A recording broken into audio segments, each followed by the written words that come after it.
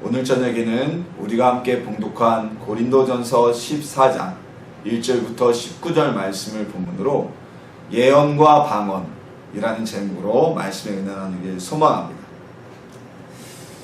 많은 기술자들은 공구를 가지고 다닙니다. 그 중에서도 특히 목공일을 하는 목수들은요, 자기만의 공구를 꼭 가지고 다니고요. 목수에게 공구를 빌려달라고 하는 것은 굉장한 신뢰라는 이런 통설이 있을 정도로 자신의 공구는 자기만 사용을 합니다. 근데 이 목공일하는 목수에게는요, 여러 공구가 있어요. 장돌이, 그리고 빠루, 그리고 고무망치, 끌, 정, 대패, 톱, 여러 공구들이 우리가 상식적으로 아는 것 이상의 많은 공구들을 가지고 있습니다. 어떻게 보면 겉모습에선 상당히 비슷해 보이지만 각각 공구마다 사용하는 용도가 다르고요. 그 용도에 적절히 사용될 때 목수의 일을 쉽게 해주고, 그리고 일의 진척이 빨라지고 공구로서의 역할을 다하게 되는 겁니다. 하나님께서도요, 우리 각 사람에게 달란트를 주셨고, 그리고 그 달란트보다 더 큰 은사라는 선물을 내려주셨습니다. 마치 목수가 자신의 목공일을 하기 위해서 여러 공구를 가지고 그 사용 용도에 따라 쓰는 것처럼, 우리 역시 우리가 가진 은사를 하나님이 원하시는 데에 따라 적재적소에 사용될 때 하나님의 은혜가, 하나님의 나라가 더욱더 확장되며 우리도 하나님의 주신 그 은사를 적절히 사용하는 것이 되겠죠. 오늘 본문은요, 고린도 전후서가 그렇지만 고린도 교회의 혼란을 잠재기 위해서 쓰여진 편지입니다. 그래서 은사주의, 과도한 은사주의, 표적주의에 빠진 고린도 교회를 향해서 전해지는 메시지를 통해서 우리가 은사의 올바른 사용, 특히 오늘 본문은 제가 본문의 제목을 예언과 은사라고 잡았지만, 방언이라고 잡았지만, 특별히 방언이란 부분에 더 중점적으로 언급되어지는 말씀인데요. 오늘 말씀을 나누면서 우리에게 주어진 하나님의 은사의 최대 활용법, 어떻게 사용해야 될지 함께 나누는 시간 되기를 소망합니다. 자, 오늘 본문을 제가 예언과 방언이라는 제목을 단 것은 예언에 대해서도 초반기에 언급이 되어지고요. 그리고 이후에는 방언에 대해서 쭉 언급이 되어집니다. 그리고 19절 이후 20절부터는 또다시 예언에 대해서 언급이 되어졌기 때문에 제가 방언만을 언급하기는 뭔가 빠진 듯 싶어서 예언과 방언이라고 이렇게 제목을 잡았어요. 오늘 본문은요, 예언과 방언을 중심으로, 특별히 그 중에서도 방언의 은사를 중심으로 언급하고 있습니다. 자, 왜 그럴까요? 예언의 은사와 방언의 은사는요, 가장 외적으로 두드러지게 드러나는 은사입니다. 사람들 눈에 가장 띄는 은사라는 겁니다. 우리가 누군가 예언하는 사람을 보면, 예언을 하겠죠? 기도를 하다가 또는 말씀을 전하다가 하나님께서, 예수님께서 이런 감동을 주시고 이런 일을 행하실 것입니다 라고 예언을 할 거예요. 그리고 그 일이 정말 이루어지게 될 겁니다. 그렇게 되면요, 많은 사람들이 어떻게 생각할까요? 와, 저분은 예언하는 분이구나. 그리고 그 예언의 메시지가 선포될 때 사람들은 귀를 기울이게 되고, 예언이란 것은 원래 숨어서 되는 게 아닙니다. 예언의 기능 자체가 드러나게 선포되어지는 기능을 가지고 있어요. 그래서 우리 구약 성경에도 보면 이사야를 비롯해서 예레미야, 에스겔, 여러 다니엘, 하박국, 호세아, 미움, 나훔, 다 이런 소선지서, 즉 소예언서와 대예언서라는 이 예언의 말씀들이 숨겨지지 않았습니다. 드러나게 선포되었어요. 그래서 예언은 워낙 모든 사람들 앞에서 드러나게 될 수밖에 없는, 드러나져야 되는 외적인 은사였습니다. 그럼 방언은 어떨까요? 방언은 드러나지 않을 수가 없죠. 우리가 방언을 말하면요, 뭐 알 수 없는 말로 막 기도를 하기 때문에, 방언을 하기 때문에 뭐 숨겨질 수가 없습니다. 저도 순복음교단 출신이고 오순절교회 출신이기 때문에 방언의 유익성에 대해서는 오늘 본문에서도 사도 바울이 말하고 있지만 굉장히 유익한 은사라고 생각을 합니다. 그리고 방언의 은사는 굉장히 역사적이고 어떻게 보면 우리 교회만의 특별한 은사예요. 예언은 구약 시대부터 쭉 이어져 왔던 하나님의 은사고 나타냄이었습니다. 많은 선지자들이 예언을 말했고 예언을 선언했지만 방언의 은사는요, 사도행전 2장에 기록된 성령 강림의 역사와 함께 나타나게 되었던 아주 특별한 은사였어요. 그래서 우리가 방언을 말하게 되면, 누군가 교회에서 방언을 기도하게 되면 그건 드러나지 않을 수가 없는 겁니다. 예전에 한 30여 년 전에는 개혁주의 교단들, 특히 장로교단에서는 방언하는 것을 매우 금했습니다. 그래서 교회에서 기도하다가 방언 기도를 누군가 하면 기도를 절제시키고 방언 기도를 하지 말라는 이러한 모습들까지 있었어요. 오늘날에는 그렇지 않죠. 오히려 장로교단들이, 개혁주의 교단들, 교회들 중에는 오순절 계열의 교단들보다 훨씬 더 교회들보다 뜨거운 그런 교회들이 더 많으니까요. 어찌되었던 이 예언의 은사와 방언의 은사는 모든 이들에게 드러나 보일 수밖에 없는 외적인 은사입니다. 이 밖에도 뭐 신유의 은사, 말씀을 가르치는 은사 등 여러 은사가 있지만, 이거 누가 딱히 드러나기보다는 하나님의 은사를 통해 그 일이 벌어질 때는 드러나겠지만, 때로는 신유의 은사는 사람들이 없는 가운데서 몇몇 사람들만 있는 가운데서도 드러날 수 있고요. 말씀을 가르치는 은사는 항상 그분은 말씀을 가르치는 사람이기 때문에 그냥 평범해 보일 수도 있지요. 하지만 예언과 방언은 아주 특별한 은사고 외적인 은사였던 것입니다. 그런데 오늘 본문에서 바울은 이 두 은사의 차이에 대해서 이야기를 합니다. 먼저 예언의 은사, 이 은사는 교회의 덕과 많은 사람들의 덕을 위해 쓰임받는 은사이다 라고 정의를 하고 있어요. 다시 말해서 예언이라는 것은 개인의 이익이 아닌, 나의 이익이 아닌 다른 사람들의 유익을 위해서 주어지는 것이라는 말씀입니다. 그렇죠. 우리가 개인적인 기도에 응답을 받을 때가 있습니다. 개인적으로 앞으로 올 일들에 대해서 우리가 계시를 받는다 그러죠. 그럴 때가 있어요. 뭐 때론 꿈에서 볼 수도 있고, 아니면 기도 중에 환상이 보일 수도 있고, 음성이 들릴 수도 있습니다. 근데 그건 지극히 개인적인 문제이기 때문에 그걸 남한테 굳이 얘기하고 뭐 선포하고 선언할 이유가 없어요. 그리고 다른 사람들에게 있어서는 그게 유익이 되지도 않습니다. 그런데 예언의 은사는 어떻습니까? 예언의 은사는요, 내 것을 계시를 받거나 나의 것에 대해 예지를 받는 게 아니고요, 같은 교회, 우리 교회들을 위해서, 또는 이 세대와 나라를 위해서, 또는 나의 곁에 있는 다른 이들을 위한 예언을 하는, 미래 일에 대해서 예지하는 은사가 바로 예언의 은사라는 것입니다. 그래서 바울은 오늘 본문에서 모든 사람이 방언을 말하기를 원하지만 더욱이 예언의 은사를 사모하라고 말씀하고 있는 것입니다. 예언의 은사라는 것은요, 분명히 교회를 위해서만 쓰임받아야 합니다. 우리나라는 샤머니즘의 문화가 굉장히 깊죠. 무속신앙의 문화가 깊습니다.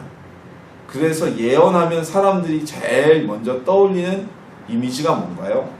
바로 점 보는 거? 이런 이미지를 떠올려요. 그러다 보니까 이 예언의 은사를 받은 분들 중에 아주 극소수는 예언을 함에 있어서 하나님 나라의 유익을 추구하기도 하지만 때로는 개인적인 이익을 추구하는 분들도 있습니다. 과거에 수십 년 전 이미 그분은 이제 지금 하늘나라로 가셨는데 세상을 뜨셔서 유명한 사역자가 있었어요. 그분이 월남을 해서 6.25 때 남한으로 호롤단신으로 내려와서 하나님께 은사를 받았죠. 그리고 그 은사를 통해서 크게 쓰임을 받았습니다. 그리고 마지막에 그가 하나님 앞에 가기 전에는 정말 어마어마한 재산을 모이게 되었어요. 하나님이 그분을 사랑하셨는지 그분을 꿈을 통해 계시를 주셨다고 하죠. 하늘나라에 갔는데 주님이 자신을 외면하더래요. 정말 우리나라에서 뭐 이름만 하면 다 알려지는 그런 위대한 사역자였는데 왜 그렇습니까? 그러니까 주님이 나는 너를 모른다. 네가 네 것을 다 누리지 않았느냐라고 하셨대요. 그래서 이 말씀에 그 꿈을 보고 환상을 보고 충격을 받아서 깨어난 이후에 자신의 재산을 전부 다 다시 하나님께 드렸는데요. 그 재산이 정말 어마어마했다고 합니다. 예언의 은사를 가지고 개인의 유익을 취하면 안 됩니다. 우리나라에 제가 아까 떠올리는 첫 번째 생각이 정이라는 생각으로 떠오른다고 했죠. 어떤 분들은 예언을 해준다고 하면서 헌금을 받는 분들이 계세요. 개인적인. 하나님이 절대 기뻐하지 않으시죠. 그리고 하나님의 예언은 어떤 예언입니까? 성경 어디에 봐서도 개인에 대한 의뢰를 받고 예언을 해주는 경우는 아주 드뭅니다. 그 나라와 시대에 대한 예언이지 돈을 받고 예언을 해주면 그건 점장이와 다를 게 뭐가 있겠습니까? 하나님 나라에 무슨 유익이 있겠습니까? 예언은요, 하나님 나라를 위해서 쓰임받아야 되는, 하나님 나라를 위해서만 유익을 낼 수 있는 것이 진정한 예언이고 하나님의 은사를 제대로 활용하는 것입니다. 그래서 우리 성도님들 혹여나 어느 누가 신령하다, 누가 예언을 잘한다, 거기에 혹해서 쫓아가지 마세요. 전 보는 것과 다를 게 없습니다. 하나님이 기뻐하지 않으실 수 있어요. 하나님이 우리 성도님들에게 예언의 말씀을 주시고자 하신다면 성도님들이 쫓아가지 않아도 계시를 통해서 또는 예언하는 일을 통해 성도님들의 귀에 그 소식이 들리게 하실 겁니다. 하나님께서 이스라엘 가운데 선포할 말씀이 있을 때에는 선지자들을 그들에게 보내셨지 이스라엘 백성 중에 누가 하나님께 달려가서 응답을 듣고 말씀을 듣고자 한 적은 단 한 번도 없습니다.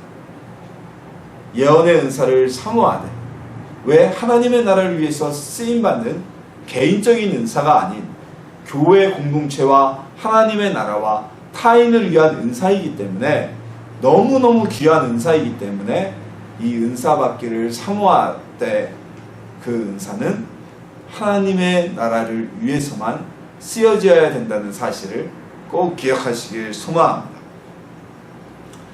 그에 반해서 방언은 어떻습니까? 방언은요, 오늘 본문에도 지극히 개인을 위한 은사라고 정의하고 있습니다. 근데 오늘 본장에 말씀하는 방언은 사도행전 2장에서의 방언과는 약간의 차이가 있습니다. 우리가 방언을 말할 때 그 속칭 이렇게 구분을 해요. 대인 방언, 그리고 대형 방언. 그러니까 방언을 받는 주체가, 듣게 되는 주체가 사람인가, 하나님인가, 이런 차이를 두고 구분하는데요. 사도행전 2장에서 나타난 방언의 은사는 말 그대로 다른 언어입니다. 예루살렘에 모였던 수많은 나라에서 온 사람들이 성도들이 기도하고 방언을 말하기 시작하였을 때 자신들의 언어로 그 소리가 들리게 되었어요. 이것은 오늘날 우리가 말하고 오늘 고린도전서 14장에서 언급하고 있는 방언과는 차이가 있습니다. 사람들이 들을 수 있는 방언, 자신의 나라의 말로 들려지게 되는 방언, 요즘에는 이런 방언이 아주 드문데요. 이걸 우리가 그냥 대인 방언이라고 이렇게 얘기도 하기도 합니다. 오늘날에도 드물긴 하지만 간혹가다 나타나요. 저도 제가 어렸을 때 그런 말씀을 들은 적이 있는데, 어느 목사님이 영어라고는 전혀 배워보지도 않으신 분이 기도를 하는데 아주 유창한 영어로 메시지를, 복음을 선포했다는 이야기를 들은 기억이 있습니다. 그런 경우가 사도행전 2장에 나오는 방언이겠죠. 하지만 오늘 본장 고린도 14장에서 말하는 방언과 오늘날 우리가 대부분 교회에서 성도님들이 받는 방언의 은사는 아무도 알아들을 수 없는 방언입니다. 기도하는 자신조차도 무슨 내용으로 방언을 하는지 알지를 못해요. 저 역시도 방언의 기도를 하게 되는데 그때에는 무슨 얘기를 제가 하는지 알 수가 없습니다. 때로 보면은 같은 단어와 문장을 반복하기도 하고 전혀 다른 단어와 문장으로 이 말이 이끌어져 가기도 하는데 전혀 해석할 수 없는 그런 기도가 바로 방언의 은사죠. 이 방언의 은사는 사도 바울은 오늘 본장에서 이것은 개인의 영을 위한 은사라고 정의를 내리고 있어요. 즉 방언은 나도 알지 못하는 언어로 하나님께 우리의 기도를 드리는 겁니다. 성령님께서 하게 하시는 거죠. 성령님의 중보하심의 역사하심을 통해 방언을 통해 우리 마음의 속에 있는 것을 하나님께 아낌없이 다 아르게 되는 것이에요. 그 방언의 은사가 아주 유익한 경우가 어떤 경우가 있냐면 예전에 어느 분이 예수님을 영접하기 직전에 병이 들었어요. 병이 들어서 기도를 받게 되었습니다. 근데 이분은 병이 들어서 혼자 힘들게 살고 있었고 가난과 병 때문에 부인도 곁을 떠나버렸고 딸과 아들을 키우고 있었는데 이 딸과 아들조차도 아버지를 아버지 대우로 안 해주는, 어떻게 보면 사회적으로는 상당히 무능력한, 개인적으로 보면 굉장히 불쌍한 인생을 사는 분이었어요. 이분이 기도를 받기 시작했는데 예수님이 누군지도 알지 못하면서 병 고치기 위해서 전도를 받아 교회에 나와서 기도를 받기 시작했는데 전혀 예수님을 모르는 이분이 방언의 은사가 임하게 된 겁니다. 그래서 막 기도를 하면서 펑펑 울면서 회개를 하는 것 같았어요. 그분의 죄를 회개하는데 하나님께서 방언의 은사를 통해서 그분의 인격이 전혀 훼손되지 않고 그분의 인격에 장애를 겪지 않고 사람들에게 흠이 되지 않게 하기 위해서 방언의 은사를 허락하신 겁니다. 그리고 그분은 그 이후에는 또다시 방언의 은사가 그게 일시적인 은사였기 때문에 지속적으로 방언을 할 수가 없었어요. 바로 이와 같은 것이 방언 은사의 유익입니다. 우리도 마찬가지입니다. 방언의 은사를 받으면요, 기도의 시간이 굉장히 길어집니다. 하나님과의 만남의 시간이 길어집니다. 때로는 나로 알지 못하고 깨닫지 못하는 것에 대해서 구하게 만듭니다. 우리의 영이 깨끗해지게 하며 우리의 영이 더욱더 강건하여지게 하는 은사, 그것이 바로 방언의 은사입니다. 근데 이렇게 유익한 방언의 은사가 고린도 교회에서는 은사 중심주의에 물들고 외적으로 보이는 은사의 표득에 대해 집중하다 보니 교회 예배와 그리고 기도 시간 가운데서 방언을 하게 되는 이런 부작용이 드러나게 되었습니다. 예배 가운데서도 우리가 합심 기도를 하거나 이럴 때에는 얼마든지 방언 기도를 할 수가 있죠. 근데 문제가 무엇이었냐면요, 소위 말해서 예를 들어 대표 기도를 하는데 방언으로 대표 기도를 하는 거예요. 설교를 하면서 방언으로 설교를 하는 겁니다. 이게 무슨 일입니까? 바울이 말하잖아요. 아무도 알아듣지도 못하는 그 방언으로 너희가 아무리 좋은 말을 전하고 아무리 기도를 한들 그게 외국어에 불과하지 않겠냐. 나도 너희에게 방언으로 말씀을 가르치면 그 말씀을 너희가 어떻게 알겠느냐. 방언의 은사는 지극히 개인을 위한 은사이기 때문에 개인의 유익을 위해서 사용하되 공공예배와 공적인 장소에서는 사용하지 말라고 권하고 정리하고 있는 것입니다. 누구도 알아듣지 못하는 방언을 다른 사람들이 있는 곳에서 한다는 것은 참으로 어리석은 일이 아닐 수가 없죠. 그 귀한 예배의 시간을, 기도의 시간을 헛되게 소비해버리게 되는 것입니다.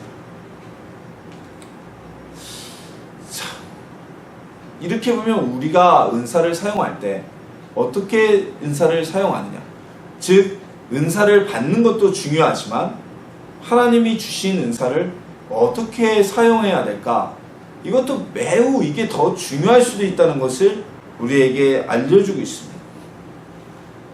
모든 은사는 하나님의 선물이죠. 그러나 받은 은사를 어떻게 사용하는가는 은사를 받은 개개인의 책임입니다. 똑같은 칼을 가지고 그 칼로 맛있는 음식을 조리하고 회를 뜨는 것과 또는 그 칼을 가지고 사람들을 위협하고 해치는 것은 칼의 잘못이 아닌 그 칼을 사용하는 사람의 책임이고 사람의 문제겠죠. 사사기에 보면요, 참 비극적인 생을 마친 사사가 있습니다. 삼손이죠. 태어나기 전부터 하나님께 선택받았고 나시린으로 구분되어졌고 하나님이 그에게 어마어마한 괴력을 발휘하는 힘의 능력을 주셔서 이스라엘의 사사로 쓰임받았던 사람이었습니다. 근데 사사 삼손은 자신의 힘을 어디에 씁니까? 하나님의 나라의 일보다는 하나님을 위해서, 민족을 위해서 쓰기보다는 개인의 정욕을 위해서 사용했습니다. 한 번은 사랑하는 여인과 결혼하려다가 블레셋인들의 속임수에 속아서 내기에 진 이후에 그 힘을 가지고 모든 농토에 불을 놓아버리게 됩니다. 그리고 자신의 힘을 가지고 정욕을 위해 개인의 능력 발휘를 위해서 사용했던 것이 삼손입니다.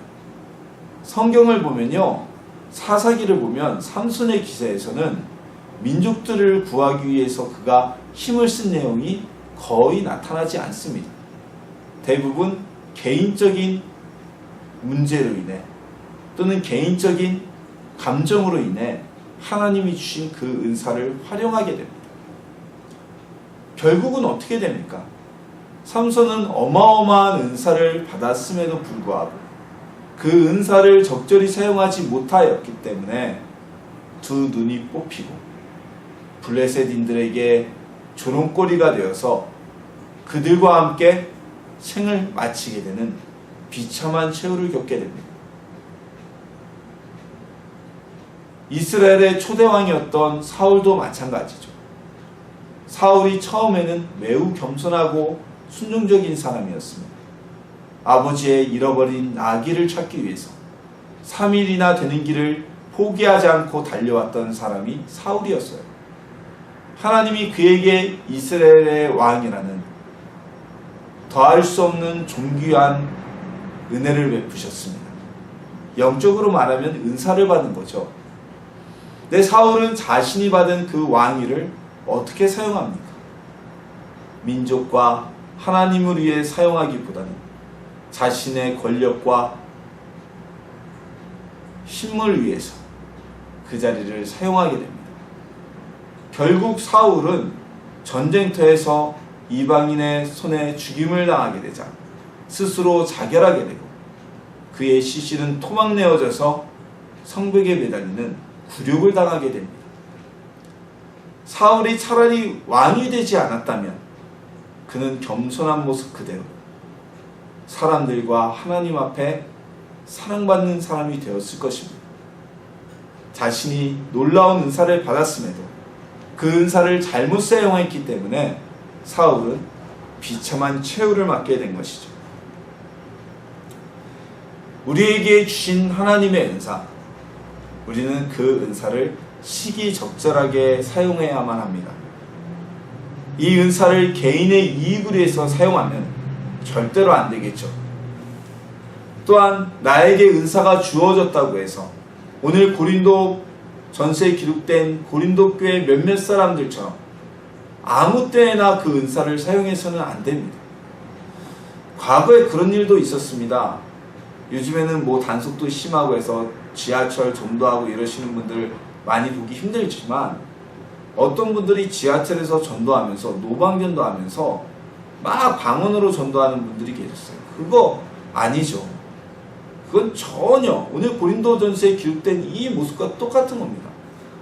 일반인들이 볼 때 그 미친 사람으로밖에 더 보이겠어요. 그들에게 방언이 무슨 의미가 있고 알아듣지도 못하는 그 얘기가 무슨 복음이 되어지고, 우리에게 은사가 주어졌어도 그 은사는 아주 시기적절하게 쓰임받아야만 합니다. 방언의 은사만이 아닙니다. 병 고치는 은사, 말씀의 지혜의 은사, 말씀의 지식의 은사, 가르치는 은사, 믿음의 은사, 이 모든 은사들이 하나님의 나라를 위해서 적절한 때와 장소에서 사용될 때 하나님이 우리에게 은사를 주신 그 유익의 목적, 하나님 나라를 확장시키며 우리와 나와 우리 주변 사람들을 풍성케 하는 열매를 맺게 되어질 것입니다. 모든 은사는요, 하나님의 나라를 위해서 사용되어야 된다는 그 전제, 그것을 절대 잊어서는 안 됩니다. 은사는 하나님의 선물입니다. 하나님의 놀라운 선물입니다. 하지만 그 은사를 받았다고 하더라도 잘못 사용하면 오늘 고린도 교회의 혼란처럼 하나님 나라에 더 큰 혼란과 폐해를 가져오고, 때로는 삼손이나 사울과 같이 자신의 인생을 망쳐버리는 역효과를 가져오기도 합니다. 우리에게 주어진 은사가 있다면 그 은사를 적절히 활용하는 우리 성도님들이 되기를 소망합니다. 그리고 오늘 본문에서 방언의 은사에 대해 부정적으로 그려졌다고 하여서 결코 방언이 부정적인 은사는 아닙니다. 방언의 은사를 받지 못하신 분들은 개인의 유익을 위해서 방언의 은사를 사모하기를 소망합니다. 오늘 본문에서도 바울은 모든 이들에게 너희 모두가 방언 말하기를 원한다고 기록하고 있습니다. 방언은 우리의 영혼을 풍성케 하여주며 우리의 영혼이 더욱더 하나님께 가까이 하게 하며 우리의 영혼을 굳건히 서게 하는 개인을 위해 매우 유익한 은사입니다. 이 개인을 위한 은사를 단체를 위해 쓰려고 할 때 문제가 발생하는 것이겠죠. 하나님이 주신 그 은사들 정말 귀히 여기고 귀히 사모하시고 그 은사를 받았다면 개인의 유익이 아닌 하나님의 나라를 위해서 사용하는 하나님의 자녀들이 되시길 소망합니다. 또한 나에게 주어진 은사가 나만을 위한 은사인가, 다른 이들을 위한 은사인가를 깨달아서 우리에게 원하시는 하나님의 뜻대로 행하는, 은사를 통해 하늘나라의 일을 이루는 주님의 제자들이 되기를 예수님의 이름으로 축원합니다.